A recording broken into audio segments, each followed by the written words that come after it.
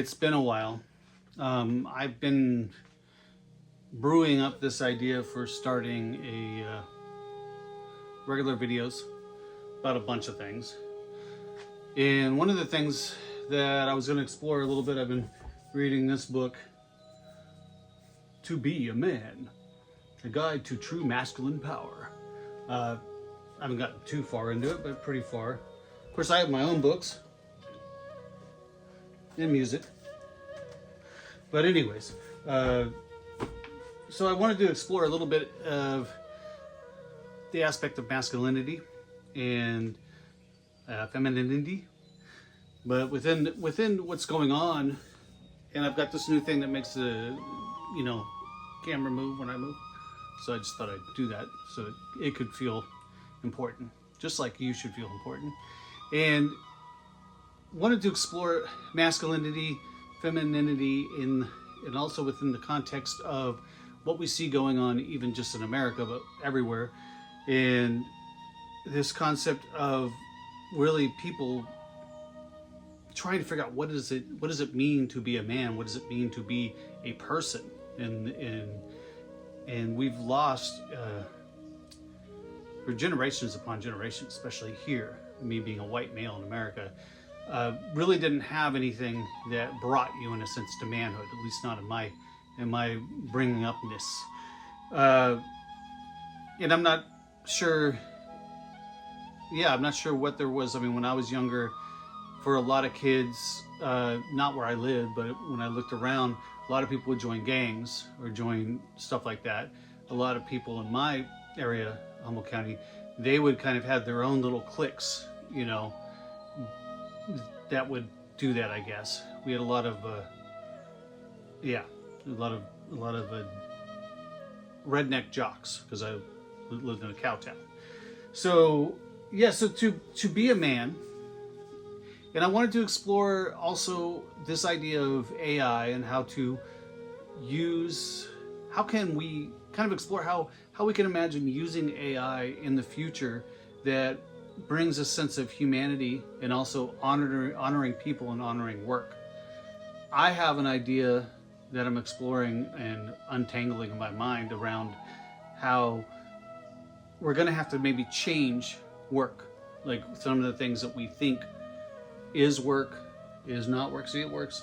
And we may have to add some jobs that we never, there's some countries that have added jobs like street performers. So we could have street performers as a regular job where they get money because AI is taking care of so many other things. We could have AI is taking care of so much paperwork that people that are working within the welfare to work, welfare supporting people they could be more what they kind of partially are trained to be as counselors, and to be counseling and helping and supporting at emotional levels, but also supporting them emotionally to move into action steps that would create a world that they wanted to see in their life. So I'm also working on it's going to be coming out soon.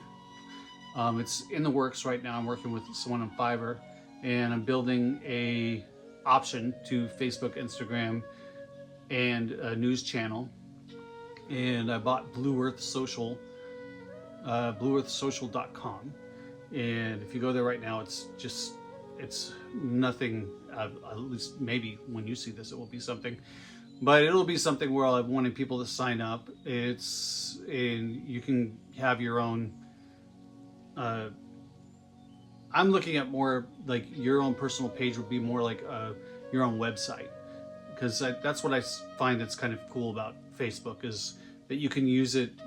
It'd be kind of cool if it was more used as kind of a website. You could have if you wanted to, you could have your resume on there. You could have different jobs. You have different things you're looking forward towards doing, your past experience, or maybe just your interests and things you want to connect with people. So it's kind of like used as that kind of connection thing. And you can post things. It'll be more on the kind of Instagram kind of, people can post things and what not. And there'll be a news channel. And so I'll be actually collaborating with YouTube news channels mainly, and that'll be a news channel that'll be there. And there's also going to be an action part of it, which will be about action steps towards, in a sense, being the change you want to be, creating a more peaceful world, creating a world with more solutions around climate change, around creating peace, around feeding the hungry, around all those beautiful things that that we would love to see manifesting and happening more. And so that's in the works. So I was thinking of, there's a couple things. One thing is, people have got out of critical thinking. Not everyone, probably not you, but their critical thinking has kind of been on the back burner a little bit, as we see.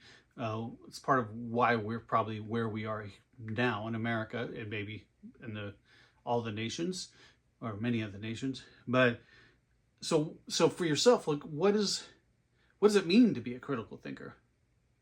What does critical thinking even mean? So without looking it up, so just thinking on the surface of when I think of critical thinking, for me, just like I guess maybe the foundation of critical thinking before I could even step into exploring is I have to be set in the foundation of myself, of understanding where I stand on honoring other people, respecting other people, respecting the planet, of, in a sense, the golden rule. So, me, I want to be respected. I want to be honored. I want my body to be a temple. I want people to be nice to me and kind to me and respectful and honest. And so thus I do that to other people, and they do it to me, and peaceful world it will be. So the foundation, I think, really has to be on the golden rule, and then I can explore, what it is. So you tell me something, or I hear something like from the Trumpster, and I hear him say something, and it sets off something in my head, like, how could that even be true? Part of your critical thinking will just go like, he's full of it.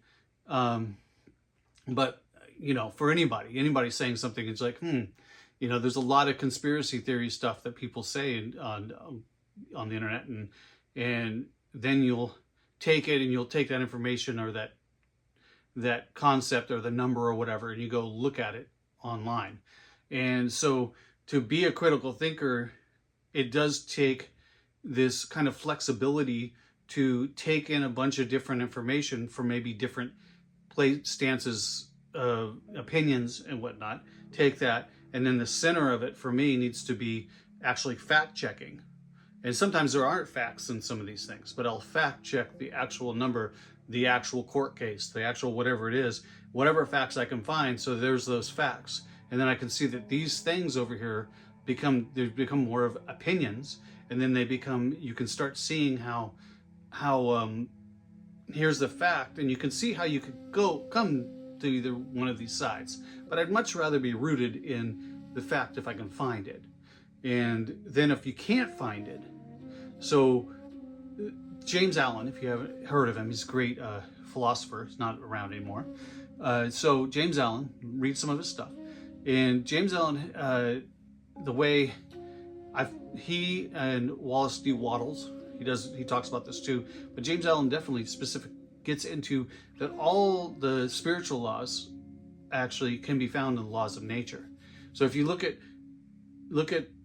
so I would take that and just go into the laws of nature. So if you look at the laws of nature, just think of the laws of nature of the seed that you plant sows that fruit. If you water and you give light and understanding, well, I'm throwing that word in there, give water, light, and food, which is all food, to a seed and a plant, and it grows, and you're giving attention to it. So that's one. So, but there's many when you think about nature and you think about the laws of nature. So when I'm rooted in that, and you say something to me, and I'm gonna, and if it doesn't align with the laws of nature, like, it just doesn't make sense. And I'm not talking about gender bias as people are going, because actually, if you know more about nature, you wouldn't even go there and say that there's only two genders. I mean, you wouldn't even, that's just not the, whatever. So we're not going to go into that. But the fact is that there's only one way that things express themselves: masculine, feminine, whatever. There's only one. That would go against the laws of nature. I mean, it's just not what reality is. So regardless, I didn't want to go there. But so yeah, you could root yourself in the laws of nature, and when you do that, you can actually, if you're into the Bible or you're into Quran, you're into whatever you're into, Buddhism, you can see how the laws in that religion, especially the ones that are halfway, that are good, are aligned with nature. I mean, the laws of Jesus, because I read the Bible a few times, and the laws of Jesus, Sermon on the Mount, are aligned with nature, you know. And so, that being said, you can use that as your kind of your foundation. So when you're exploring things, or things are being thrown at you and you're like, wait, that doesn't make a lot of sense, or if there's someone that you always believe all the time because you always watch their channels, start questioning. Always question. Always go fact check everything. We kind of have to do that right now. You have to fact check everything. It doesn't matter what side or where it comes from, or if the person's supposedly respected, because we've known of people that have been respected that all of a sudden just kind of slip into some kind of the rabbit hole. They go into the rabbit hole. And I don't know. I don't always want to be in a rabbit hole. But so that's one thing. So I thought of critical thinking. That's something we can explore more. And then masculine and feminine energy, because we are right now, in my opinion, seeing this fear of, in a sense, masculine. Really, it's a fear of masculine energy being taken away, and that's being wrapped. What that is really wrapped in my opinion, is this white Christian nationalism, which is these white people that are scared because they see that it's not going to be a white America as they thought it was going to be. It's not going to be a white world that they thought it was going to be. I mean, really, those people, you Christian nationalists, probably need to either go to Mars or just create your own little island and go with Trump and take him over there and see how well you guys govern each other. Don't try to take over anyone else. Just see if you can actually live together on a little island where no one else is. You can't go take an island away from anybody. Maybe that island of snakes. Go move to that island. It's just full of poisonous snakes. Okay. Find yourself an island, build an island. You know, you got Musk. He can create like a floating island somewhere. Don't create a lot of pollution. Okay. But anyway, so go there and do your little Lord of the Flies experiment with Trump and all your Trumpsters and all you MAGA people and all you, I want to only be in a white America or a white world, and see how well that goes for you.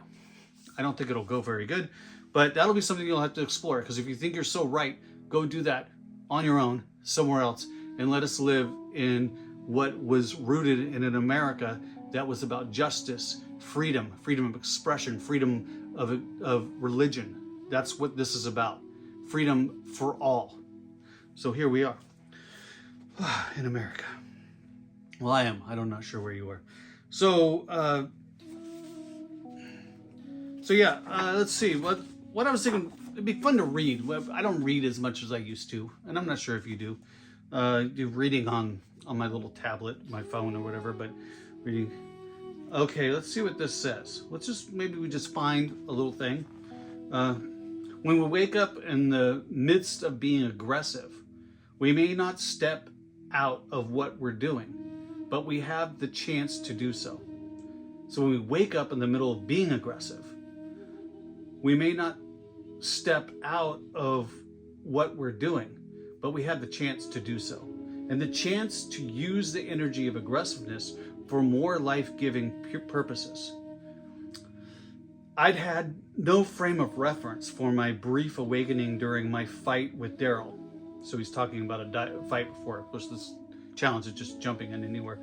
But once we know that we can shift out of automatic when we're being aggressive, it becomes our responsibility to do so. The point here is not to defeat aggression, which would just be another kind of aggression.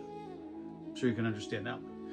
But to reroute its energies into something healthier, something that's for real benefit to everyone involved. I mean, that's a lot of information right there we could explore.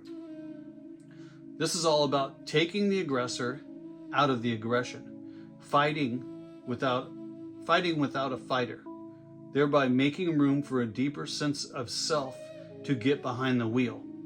This may mean a sensation of what's going on, and it also may mean shifting the aggression into healthy anger so that what's being addressed continues being addressed with sufficient assertion to bring about the desired outcome, but without injuring, disrespecting, or dehumanizing the recipients. Here, wildness and compassion team up with a discerning awareness, catalyzing true masculine power. I like that. I know I messed up one of the words in here.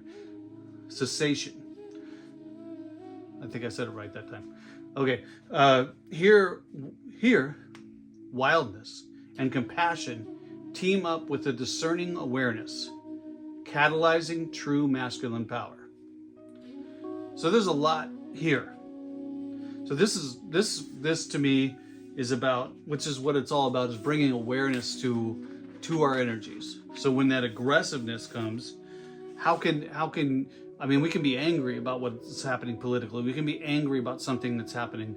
How can we step out of the aggression, that movement of that anger that actually wants to punch, that wants to maybe blow up, explode everything, whatever, just tear everything down and start over again.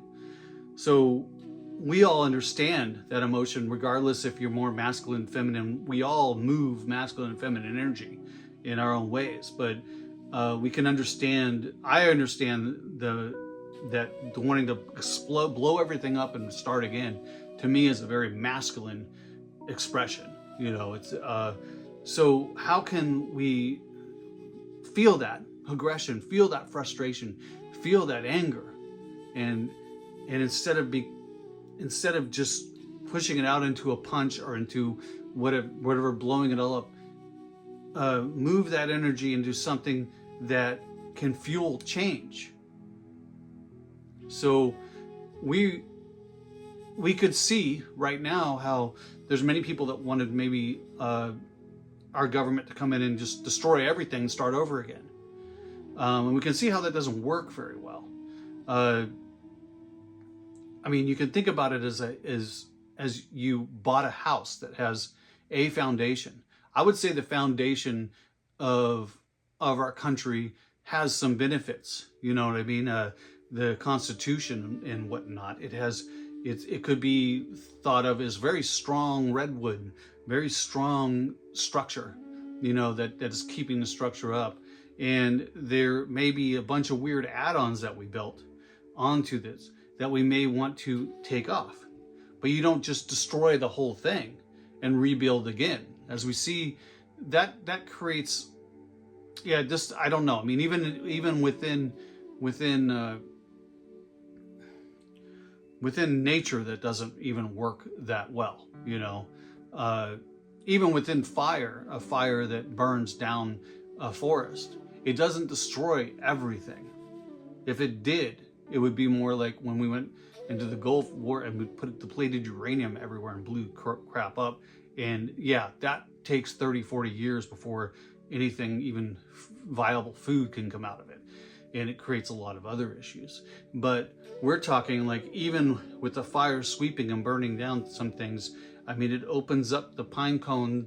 They open up there's still fungi, there's still life there's still, I mean, you could say it's almost the most strong structural root of life is all the fungi and everything in the soil, that life in the soil. So it doesn't destroy everything. It may look like it visually, but so I know that's one place I could say you could go, well, that's nature does that, but it's a lot different than just taking your whole system that you've been living and just swiping it away and then I'm going to just build it again. It's not as easy as that, in my opinion. And then to swipe everything away, there's a lot. It's be called a revolution. There's a lot of, when you look at revolutions that have actually happened, there's a lot of pain, a lot of suffering, a lot of death, and we don't need to go just because that's the way things have happened before. Also, I don't think things always have to happen exactly the way they always happened before. We can start stepping into new ways of transforming and moving into the way that we want to be a more peaceful, loving, respectful, honoring of all life in the earth world. We got a lot of new tools to use. AI, that's why I wanted to bring up AI. AI is very fascinating around that. So anyways, so we're talking about aggression. So you can think about, I've been going on for a while. So play with this idea of maybe noticing when you feel aggressive towards something and you want that change and you want to do it, especially when something comes up. Maybe even play with some things that are a little more simple. And if you don't notice it when it comes up, maybe you have to think about something that makes you just want to strangle it, I'm not suggesting be violent to anything.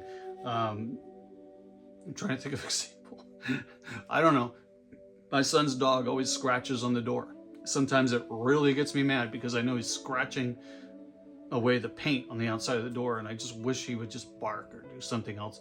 Not that I really spend the time in training him to do that, but I just complain about it. When I get more aggressive at him, it's like, stop it.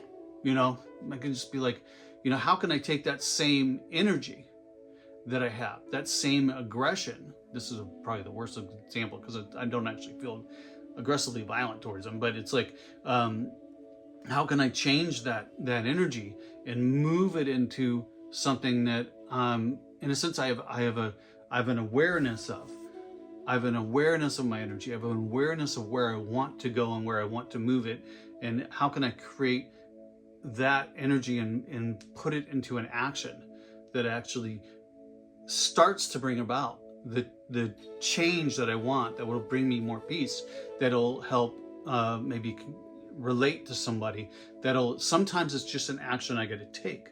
Right now, if we're very, very frustrated, which many of my friends are, at what's going on in our own country, and is the action of going out and protesting, the action of writing a letter to your congresswoman, congressman, of going and making a video about your feelings in whatnot, interviewing some people, creating a song.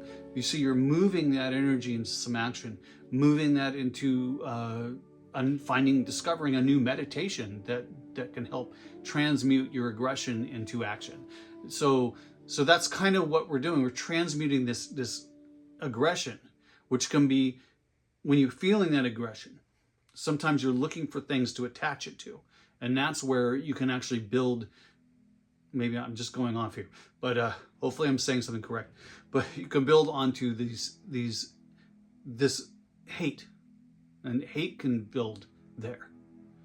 Because that aggression, you feel like you have to take it and you have to smash something.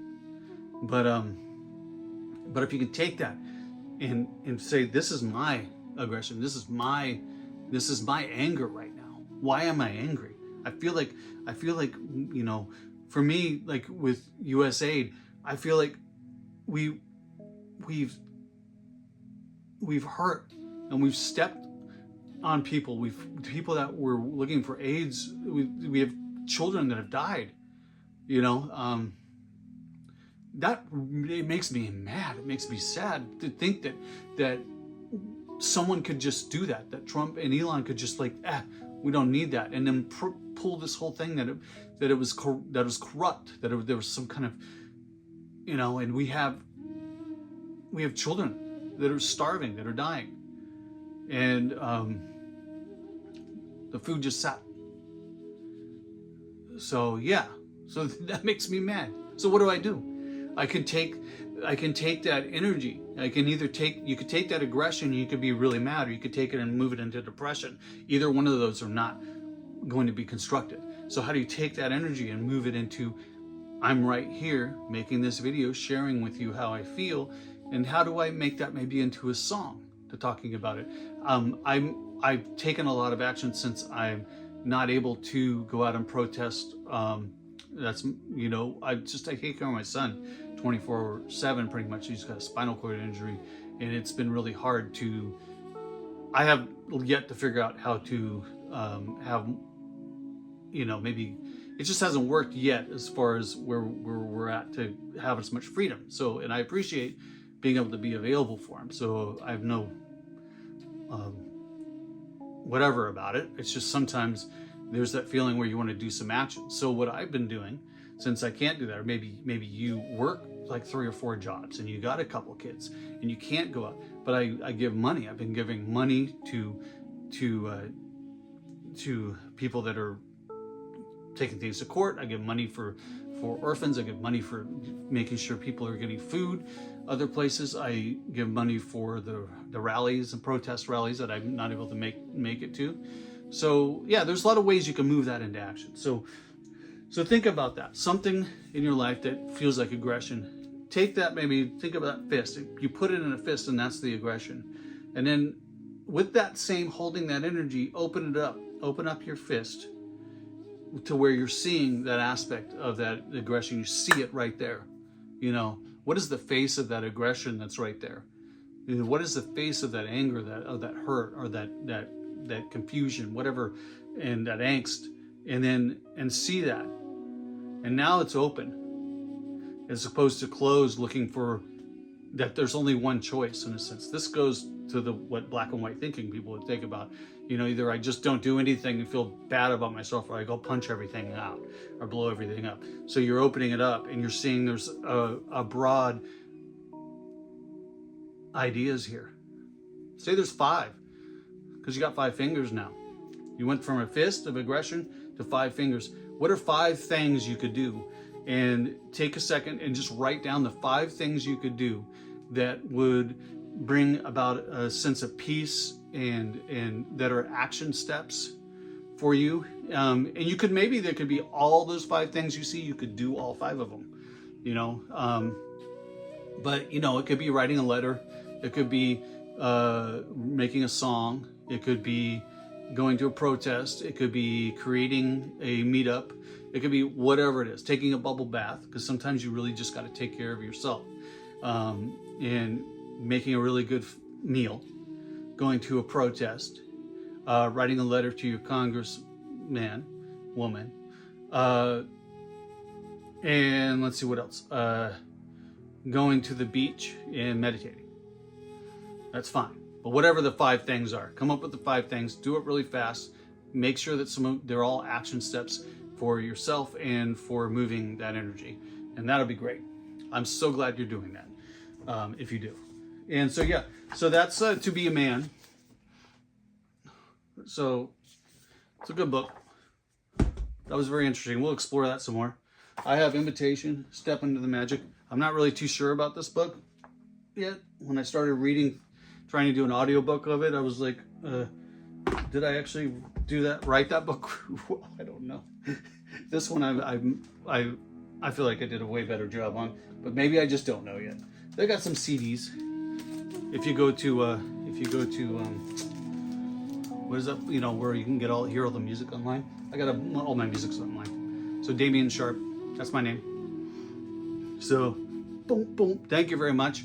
I'm so glad you're here with me, and I'm so glad we're gonna look at exploring that aggression, that anger, and then relaxing around that a little bit, seeing that there's more than just 2 choices, and see what those five options are for you, the 5 things. Maybe you just do one of them, but maybe you write down 5, and you're like, that's one I feel like I could do today, or I can do like this week, and that feels good to me. Because that's what you want. You want something that actually feels good, feels activating for you, and to help you be the change you want to see in the world. So I believe in you. There's a lot of other people that believe in you, and I'm going to keep doing it. All right? Peace.